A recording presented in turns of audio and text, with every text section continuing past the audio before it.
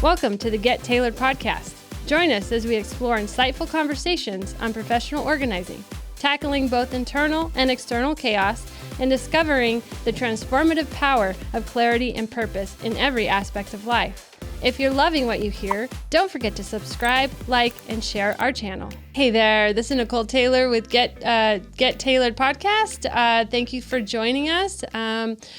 Please subscribe, like, share this content if it resonates with you, and we're going to get started.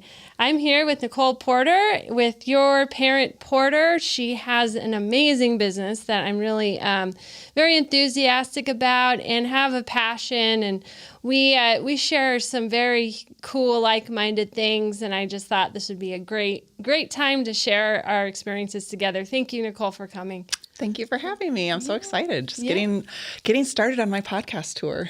Yes, no, I'm super excited to have you. So what is Your Parent Porter? I'm just super excited about this conversation. Awesome. Thank you. So Your Parent Porter was a divine download I had. I recently lost my parents in the last few years and had to deal with the aftermath of cleaning out their house and doing everything with the estate.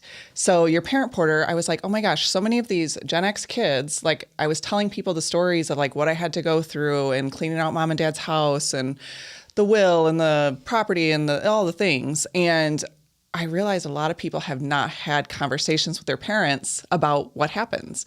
I had just had the conversation with my dad a week before he passed. Dad, do we know what to do if something happens to you guys? You guys are getting older. My parents were in their 60s. I really did not expect them to go so soon. I really thought I had 10 more years. I'm not surprised how they passed, but I just thought I had 10 more years to have these conversations and deal with the house.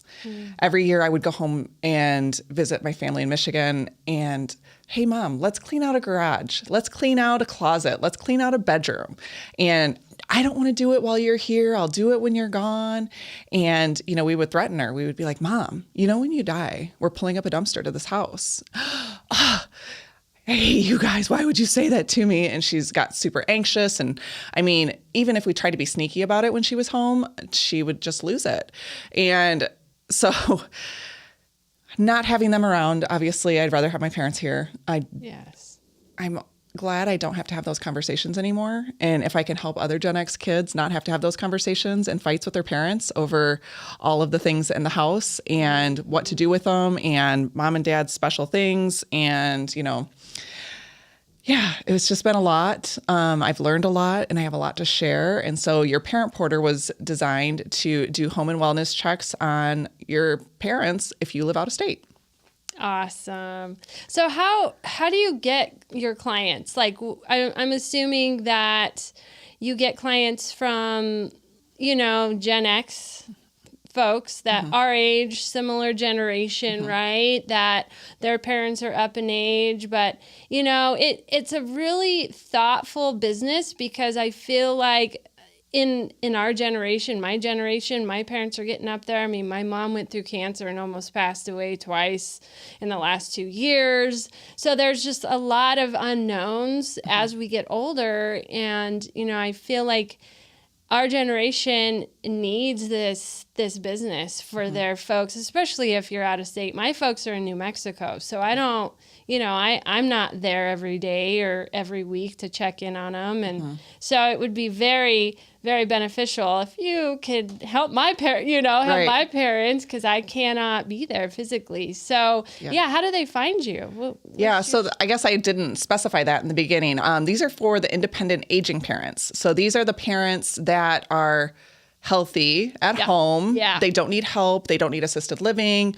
There's been no medical crisis. These are the aging parents that hopefully we can, see symptoms of any kind of decline or things like that. So let me go back to my question. So it's So I wanted to be able to offer the services for the healthy parents because nobody's checking in on them. Yeah. This is the untapped market of like, hey, month 6, I've checked on your parents and mom's asking questions that she's never asked me before, or she's telling me the same stories over and over. There might be some mental things that you want to look into with your parents, maybe their medication, or maybe there's something else going on. But my business is to observe, recommend, and report. So, just kind of giving you what we see going on in the house. Mm-hmm. So that's what I want my focus to be. I see a lot of it. I do real estate. Real estate's my profession. And I see a lot of families have to fire sell houses if something happens to mom or dad. All of a sudden they need to go to assisted living or hospice or, whatever. And they don't know what to do with the house, especially when they don't live in state. Yeah. And sometimes those type of crises happen overnight. Mm-hmm. Like one day they're perfectly fine. Everything is, peachy keen. And the next day it's emergency room or tragedy. Right. Mm-hmm. And so, the siblings, like if it was my parents, we would all be getting called or a text. We have a group text and someone would say, hey, we need to, everyone needs to meet in New Mexico like today, mm-hmm. And that's hard. You can't just up and leave. And especially when everything's just fine. Right. So, but if you had a proactive report saying, hey, this is how mom and dad have been in the past. We've been visiting them every month, their health seemed okay. We don't know what's, it doesn't seem like something that we could have caught. Yeah. But exactly. If you do have to move them, what kind of condition is the home in? Are there things that need to be done? Is the roof falling in? Is the house safe for them? Yeah. If they do have to go to the hospital and go back home, is the house safe? Like, are there trip hazards? Do they have, handicap accessible bathrooms? Do they have grab bars in the showers? Just all the little basic things that help with their safety in the home. Like even if they do have a tragedy or something happen and they still get to go back home, is the house safe for them? Yeah. So you have a background in real estate, and given the fact that you kind of already understand the ins and outs of selling a home or preparing a home for a sale, do you feel like you use some of those skill sets in this new business with the knowledge that you have and the experience that you have in real estate? Yes. I think that comes in really handy. Mm-hmm. I got my senior real estate specialist certification because I want to be able to point out those safety factors for the home. Right. Are there stairs? Are there things that the family should be aware of, when they're selling their home? Right. I'm getting certified aging in place specialist. So that talks more about the design of the home and is it functional for an aging parent? Mm-hmm. And also in real estate, does it make sense to sell the house? Like, should they stay there? I mean, I don't know if you know anything about the cost of assisted living, but I mean, it's thousands of dollars a month. And them selling mom and dad's house is not necessarily going to cover them going into assisted living or hospice. Yeah. So that's not always the answer, is to sell the house. But I'm also one of those real estate agents that, I'm not just trying to get a sale or a commission. I want everyone to be happy. I want there to be win-win solutions. And selling the house is not always the best option for the family. Yeah.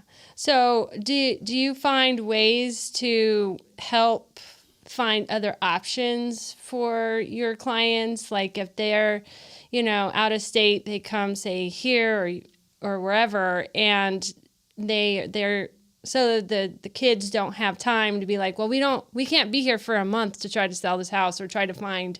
So what other solutions and resources do you bring to the table for those who don't have that kind of time? Right.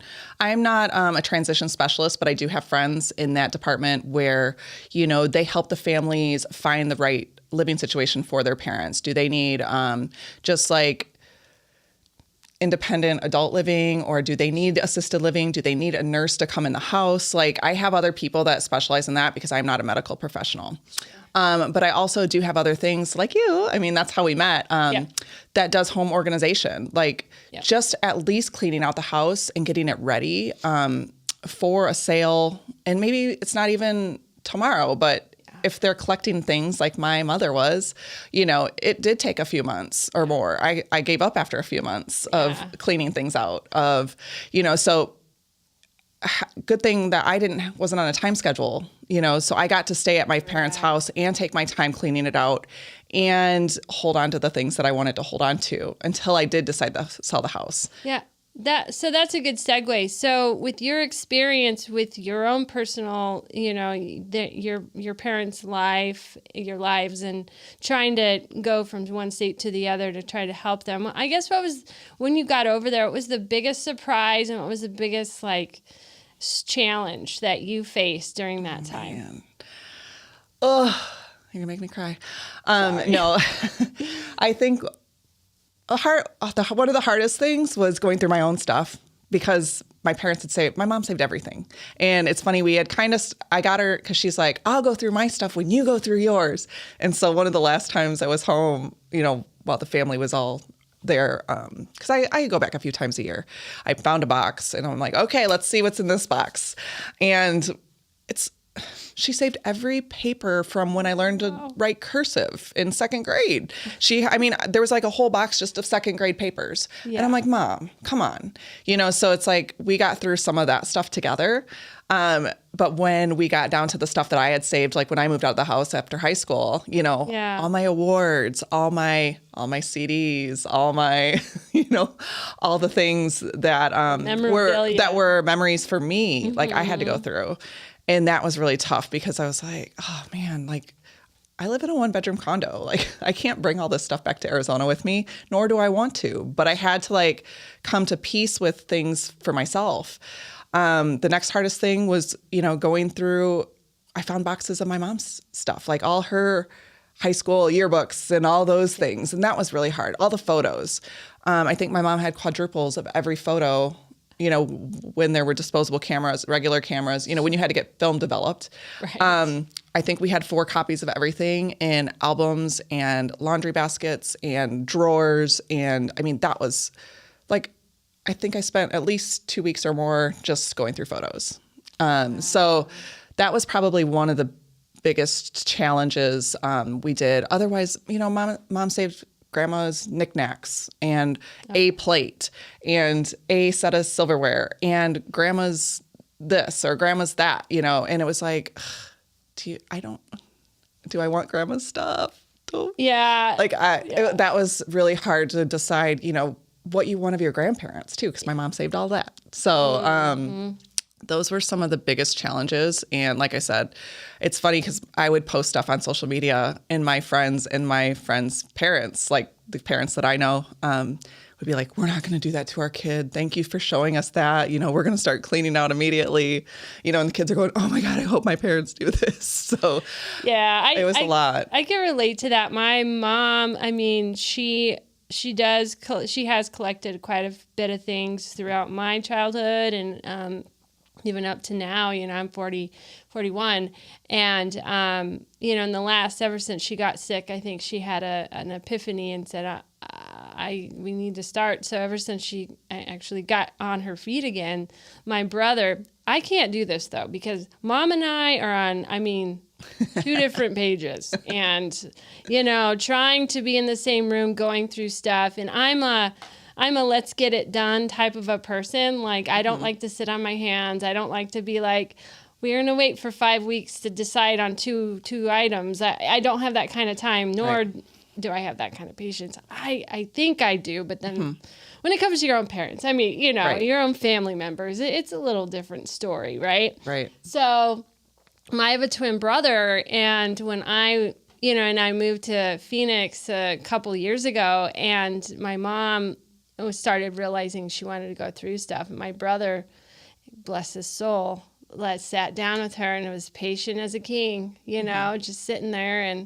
And sure enough, she's been able to kind of start letting things go. And I was just like, I never thought I would see the day, but I'm so proud of you, Mom. I think moms do that with their sons. No, we were like, don't come home and don't touch my stuff. Yeah, I remember my son, mom. You can come over. My mom and I would have these freaking drag out fights because, you know, I was gung-ho about helping her, thinking that I had the answers, right? That I'm going to make this work and fix it. And that's just not the approach with my mom. My mom are so alike in different ways, but so alike that she and I just couldn't do it. And I was like, I ended up having to just put my hands up and go, okay, this is not for me. And, you know, my brother was gracious, and my mom got to a point where she was just ready. And I don't think you can force people. Like, I feel like they have to come to some kind of agreement with themselves to get to that point of letting go. Like, no one in this world could tell anyone what to do, especially when it comes to parents and their children. Yeah. My mother accused me of not caring about the family because I didn't want all the stuff. Ouch. And it's hard. I don't need the stuff. I have the memories. I have the love still. Like, I don't need all the stuff. Right. And what's crazy is she accused my dad of throwing something valuable away 30 years ago. And we heard about it every time I came home. Well, your dad threw that away. Well, your dad threw that away. Well, your dad... No. I don't know if Dad actually threw it away. We might have found it when I cleaned out the house. But also, my dad drove a shredding truck. That was what he did for that was his last job. Oh, wow. He was a shredding truck driver. And she would not let him take anything out of the house. So after my dad passed, or after my mom passed, you know, they passed exactly a year apart, which was another whole thing within itself.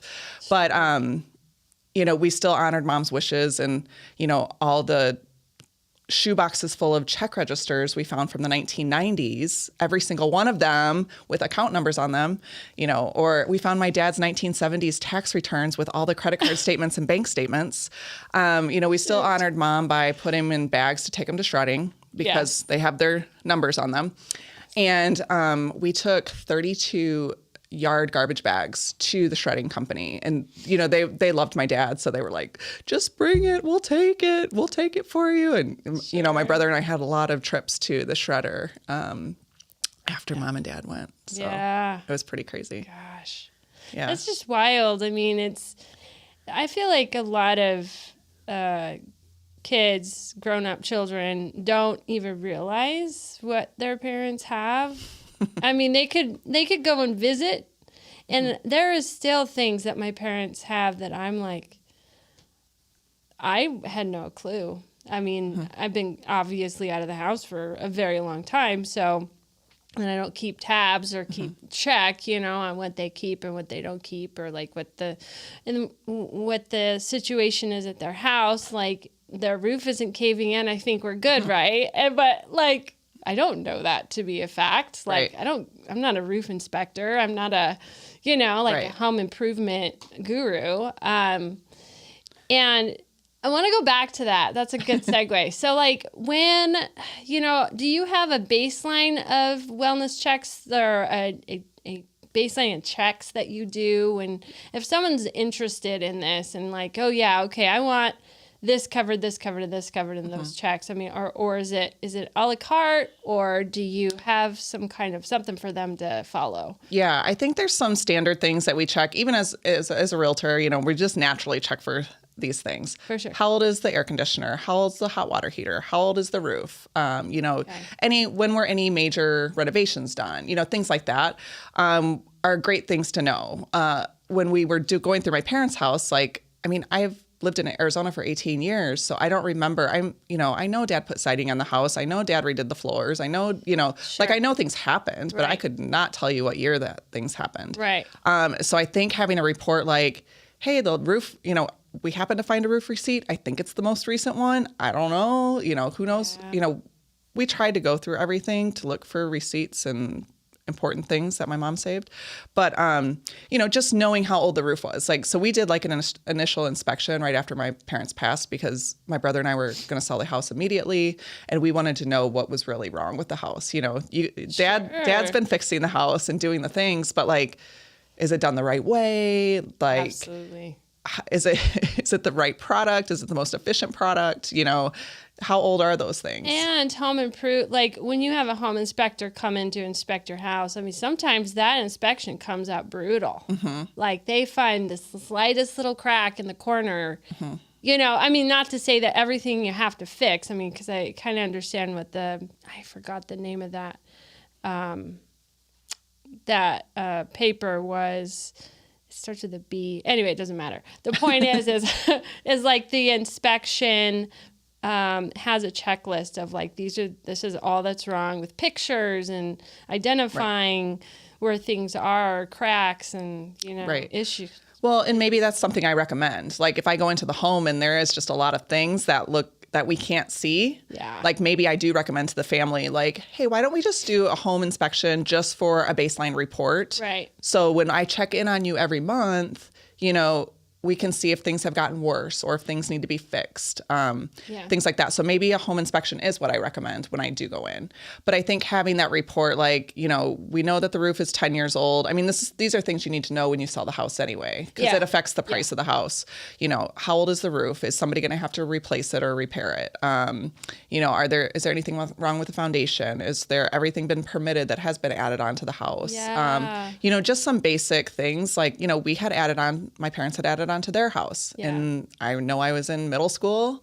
I don't remember, I never asked questions. I don't, but right. I mean, who doesn't? I didn't ask about the plumbing and how the ductwork was, but the home inspector came in and is like, the exhaust fan's not hooked up to anything. And we're like, oh, really? Oh, it's just been pumping the moisture into the attic the whole time. And there might be some mold up in the attic. And we're like, well, my brother and I didn't go up in the attic at mom and dad's house, so those are things we would never have known had we not had a home inspection. Yeah. So. Yeah, I think that makes sense to me. Just having some kind of list of like just things that you just naturally check and just to make sure you're covering somewhat of a basis. Because otherwise, like you don't really, you won't know when you first walk into a house what's wrong unless it's evident and obvious, like it's right in front of your face type situation. What other resources and recommendations will you offer your clients in this process?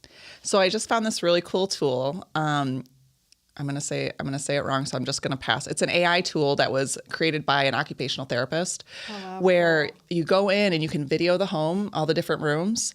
And the AI and an occupational therapist will review it and give you a report on the highest risk factors in the house that you might need to be aware of. So like if, something happened to mom and dad and they need to have a walker in the house, like are the hallways wide enough? So the occupational therapist can point out all these little items. Sure. There was one sample that she showed me that showed a bathroom, and they had the grab bars in the bathroom, but the shelf for the soaps were standing distance, so even though they had some of the safety features in there, there's still a high risk of them falling because of the layout, so there's modifications that needed to be needed. And that was like the highest risk factor that they suggested needs to be done right away, so it gives the families options to like, hey, this is what we see wrong. This is a safety issue. Yeah. We should repair these things right away. Yeah. We shouldn't wait for mom and dad to get sick. We shouldn't wait for the house, something to happen to them. And now,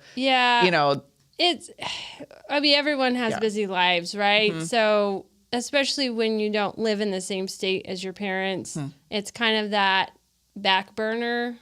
Like you think about, I think everyone has thought about it. Like, ooh, I wonder if, mom and dad are good or, whatever their living situation is and you're not there every day or, at least on a regular basis. It does come to mind, but it doesn't seem like everything's fine now. So like you depend on that to be just constant when anything could happen. Right. I think offering that home safety check, that AI report, I think that's probably the number one thing that I will include in all of my services because their safety and them staying in the home is the most important thing. Yeah. Secondly, we want them to, know their emotional cues, like, are they communicative? Are they, feeling bad, how's their behaviors, how's their personality, things like that. So I think just having some baseline, conversations, Yeah. I've got a list of, questions to ask, things to do, all of it. And then that home inspection would be an optional thing just because that is a little bit more of a cost. Sure. And, but that's definitely something I have in my resources. Awesome. We want to recommend anything we observe. So like if we walk in the house and that's straight away, like, I'm not even going to tell you what's wrong with this house. Let's just have a home inspection. Yeah. Maybe that's what I say. But I think every situation is going to be different depending on the age of the parent, the age of the home, how long they've been living alone, how often their kids visit, like how much attention have they had or do they need? Right. That's awesome. I feel like, your business is going to come in highly effective for people. I mean, I feel like it's just something that we just don't think about it till it's too late. Until we have to deal with it. You and your brother had to, Totally was not ready for that. Totally. uproot And your life to. It's just shocking. Like I still look at it and I'm like, I can't believe my parents were the first ones to go out of, everybody else. And I didn't expect to be at this point in my life. Right. So like I said, I want to be of service to as many kids as we can. The baby boomers are the largest population right now behind the millennials by just a smidge. Yep. But there are 10,000 people that turn 65 every day right now. And the last baby boomer turned 65 in 2030. So they're also the largest buyers and sellers in the housing market right now. So being proactive in this space is like essential at this time of our lives. Yeah. Because we're getting older and, us being in our 40s and even the people in their 50s, we're at our biggest money-making years, too. So like right. We're super busy and, I don't have children, but I know a lot of people have children and they just don't get home as often to check on their parents as they would like, so I think this is just a great peace of mind tool and service for the kids. So Absolutely. We'll be their eyes and ears when they can't be home. I love it. Oh my gosh. Okay. Where can people find you? What's a good website for you? So my new business is called Your Parent Porter, and I'm Nicole Porter, AZ. So I'm an Arizona real estate agent, turned mother and father, concierge, taker care, like a home and wellness check-ins for your independent aging parents. So that's Your Parent Porter. Awesome. So you can find me I'm on YouTube, Instagram, LinkedIn, all the things, Nicole Porter. Awesome. So. Thank you so much for joining us. Thank you again for coming and sharing your time with us at Get Tailored Podcast. Again, share, spread the word about this, and we'll see you next time. If you're loving what you've heard today, be sure to hit the subscribe button, give us a like, and share this episode with your friends. We're here to bring you more valuable tips and inspiring stories, and we would love for you to be a part of our journey. Your support means the world to us. Let's keep the conversation going.